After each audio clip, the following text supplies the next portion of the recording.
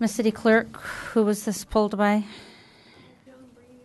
A member of the public. If you wish to speak, if public members wish to speak on this item, please come forward.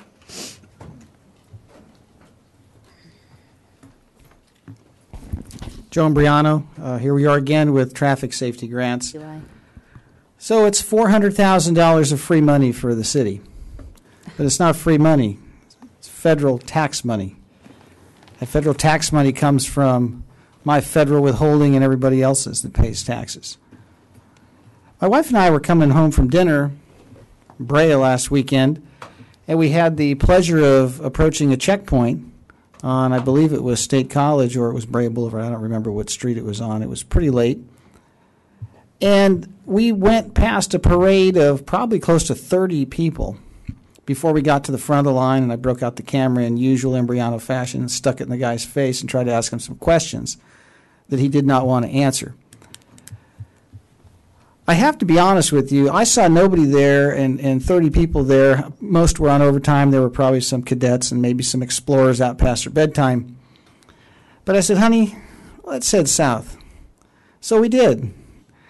And by golly, I thought I was on Flamingo Road just past sunset. I thought I was on Calle Revolucion back in my 20s. And I'll tell you, what a dichotomy. Here we have all these people standing around doing absolutely nothing in Brea. And here we have the Wild West on steroids in downtown Fullerton. And I'm sure when I asked the guy that tried to ask my wife for information who was paying for this and he didn't want to tell me, I can see why. Because it was an overtime party. And it was a tax scam. And let's be realistic, ladies and gentlemen. If we really are concerned about drunk driving, it's like shooting ducks in a barrel.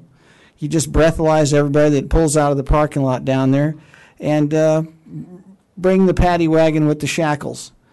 Because everybody that's pulling out of that bar, the minute they hit the street and they make one iota of a wrong move, there's reasonable probable cause to detain those people.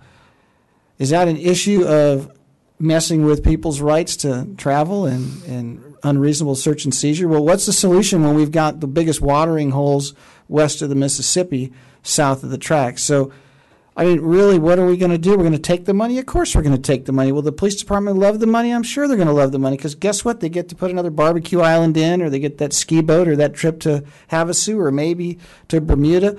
But the reality is that it kills jobs. It takes money off of people's dinner tables because it's federal tax money, and it's my money, and it's my wife's money, and it's my kids' future money. And it's the same thing that kind of goes on with the Fannie Mae student loan thing and how, you know, money chasing a commodity inflates the cost of it. And look at the salaries and what we're paying out for police. I asked Dan Hughes a couple weeks ago when we were at the Grand Inn hearing about why not get some people from the Brea PD down here to start rounding up the scofflaws and the drunk drivers. And he said, well, we don't have the manpower. Boy, I sure saw it that night doing nothing. Thank you.